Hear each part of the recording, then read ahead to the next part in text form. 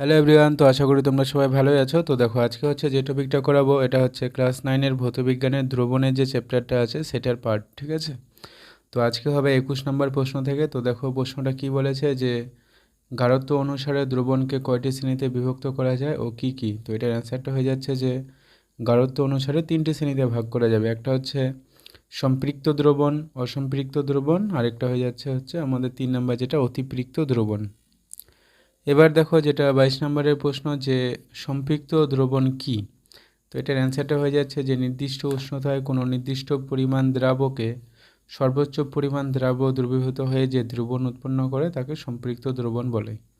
মানে এটা হচ্ছে যে আমাদের দ্রবণের মধ্যে যতটা দ্রাব্য থাকতে পারবে সব থেকে বেশি, হ্যাঁ, তো সেই যে তখন যে উৎপন্ন হবে দ্রবণটা আর কি, সেটাকে আমাদের কি বলে, সম্পৃক্ত দ্রবণ।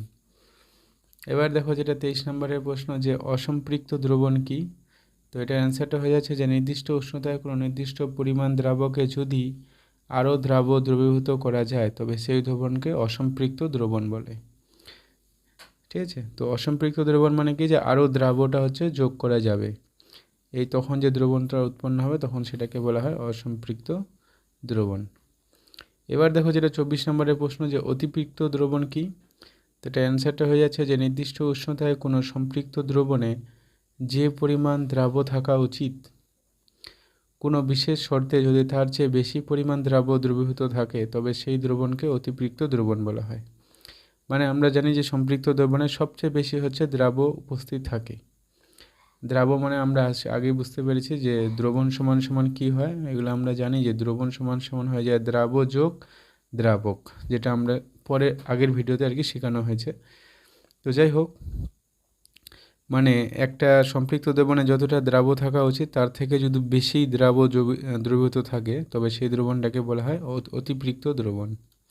তো এটার উদাহরণ হিসেবে দেখো কী নেওয়া হয়েছে যে সোডিয়াম থায়োসালফেট, সোডিয়াম অ্যাসিটেট ইত্যাদি। এবার দেখো আমাদের টপিক ক্যালাস ও ক্যালাসন থেকে। তো 25 নম্বরের প্রশ্ন যেটা যে ক্যালাস কি। তো এটার অ্যান্সারটা হয়ে যাচ্ছে নির্দিষ্ট জ্যামিতিক আকৃতি বিশিষ্ট এবং নির্দিষ্ট সংখ্যক সমতল পৃষ্ঠ দ্বারা সীমাবদ্ধ সমসত্ব ও কঠিন পদার্থের দানাকে ক্যালাস বলে। তো ক্যালাস আমরা প্রতিদিনের জীবনে ব্যবহার করে থাকি, দেখেও থাকি। তো উদাহরণ হিসেবে দেখো তুতে, ফটকিরি, মিছরি ইত্যাদি, চিনি হবে, ঠিক আছে, এগুলো হচ্ছে ক্যালাস। কারণ কি, এদের একটা নির্দিষ্ট জ্যামিতিক আকার আছে। তারপরে হচ্ছে লবণ, এগুলো হচ্ছে নির্দিষ্ট ক্যালাস। এবার দেখো যেটা আমাদের 26 নম্বর প্রশ্ন যে ক্যালাসন কি। ক্যালাস ছিল আগের হচ্ছে নির্দিষ্ট জ্যামিতিক আকার, এবার হচ্ছে ক্যালাসনটা কি। তো অ্যান্সারটা হয়ে যাচ্ছে যে সম্পৃক্ত দ্রবণ থেকে ক্যালাস প্রস্তুত করার প্রক্রিয়াকে ক্যালাসন বলা হয়। যে আমরা সম্পৃক্ত দ্রবণ থেকে যে ক্যালাস প্রস্তুত করি সেই যে পদ্ধতিটা আর কি, সেটাকে বলা হচ্ছে ক্যালাসন। এবার দেখো যেটা 27 নম্বরের প্রশ্ন যে বীজ ক্যালাস কি, এর ব্যবহার লেখো। তো এটার অ্যান্সারটা হয়ে যাচ্ছে যে সম্পৃক্ত দ্রবণ থেকে কোনো ক্যালাস উৎপন্ন না হলে যে ছোট বিশুদ্ধ ক্যালাস যোগ করা হয় তাকে বীজ ক্যালাস বলে। তার মানে যদি মনে করে যে সম্পৃক্ত দ্রবণ আছে কিন্তু সেখান থেকে কোনো ক্যালাস তৈরি হচ্ছে না, ঠিক আছে, তখন কয়েকটা যে বিশুদ্ধ ক্যালাস যোগ করা হয় তখন তাকে হচ্ছে বীজ ক্যালাস বলে। এবার দেখো যে ব্যবহার হচ্ছে তালের রস থেকে তাল মিছরি তৈরিতে আর চিনি উৎপাদনের সময় বীজ ক্যালাস ব্যবহার করা হয়। যেটা 28 নম্বরের প্রশ্ন আছে, দেখো যে বাষ্পায়ন অপেক্ষা ক্যালাসন অধিক সুবিধাজনক কেন হয়।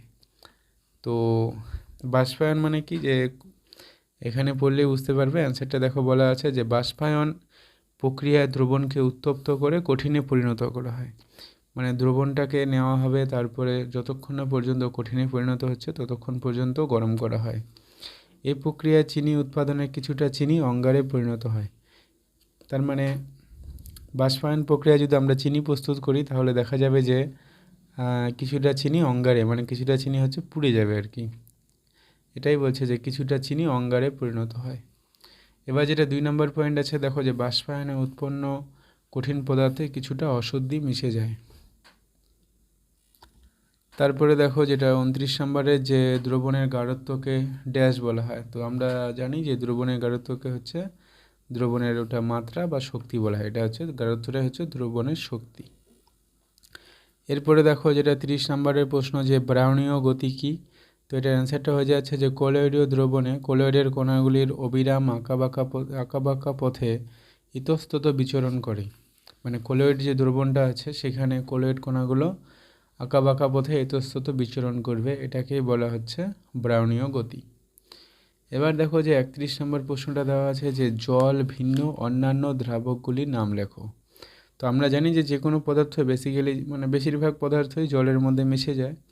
তো আরও এরকম কয়েকটা পদার্থ আছে যেগুলো হচ্ছে মিশতে সাহায্য করবে, মানে দ্রাবক হিসেবে কাজ করবে। যেরকম 1 নম্বরে হচ্ছে দেখো মিথাইল অ্যালকোহল বা উড স্পিরিট। এটা কী কাজে ব্যবহার করা হয়? রং ও বার্নিশের দ্রাবক হিসেবে ব্যবহার করা হয়। তারপরে 2 নম্বরটা হচ্ছে ইথাইল অ্যালকোহল। তো এটা হচ্ছে রং ও বার্নিশের দ্রাবক হিসেবে ব্যবহার করা হয়। 3 নম্বরটা হচ্ছে অ্যাসিটোন। এটা হচ্ছে বার্নিশ ও পালিশের কাজে দ্রাবক হিসেবে ব্যবহার করা হয়। তারপরে দেখো আমাদের চীনা পরিচিত হচ্ছে কেরোসিন। এটা হচ্ছে মশা মারার ওষুধ ডিডিটি এর দ্রাবক হিসেবে ব্যবহার হয়। তারপরে যেটা আছে দেখো যে ক্লোরোফর্ম।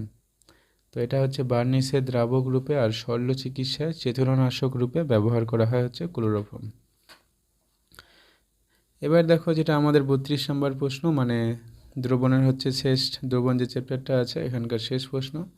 তো দেখো কি বলা আছে যে জল ভিন্ন অন্যান্য দ্রাবকগুলির ক্ষতিকর প্রভাব লেখো। এই যে আমরা বললাম ক্লোরোফর্ম, কেরোসিন, মিথাইল অ্যালকোহল, এগুলো আর কি কী কী ক্ষতি করতে পারে। তো এটার অ্যান্সারটা দেখো যে 1 নম্বর যে মিথাইল অ্যালকোহলের ক্ষতিকর প্রভাব কি? অন্ধত্ব ঘটায়। আর ইথাইল অ্যালকোহলের ক্ষতিকর প্রভাবটা হয়ে যাচ্ছে স্মৃতিশক্তি হ্রাস ও ক্যান্সার সৃষ্টি করে। অ্যাসিটনের ক্ষতিকর প্রভাব হচ্ছে ডায়াবেটিস বা মধুমেহ বৃদ্ধি করে। আর কেরোসিনের ক্ষতিকর প্রভাব হচ্ছে কেন্দ্রীয় স্নায়ুতন্ত্রকে ক্ষতি করে। আর 5 নম্বরে যেটা আছে আর কি ক্লোরোফর্ম, এটা হচ্ছে কিডনি ও লিভারের ক্ষতি করতে পারে। তো জল ছাড়া অন্যান্য যে দ্রাবকগুলো আছে সেগুলোর আবার ক্ষতিকর প্রভাবও আছে। তো যাই হোক, আজকের এই ভিডিওতে এই পর্যন্তই, দেখা হচ্ছে নেক্সট ভিডিওতে।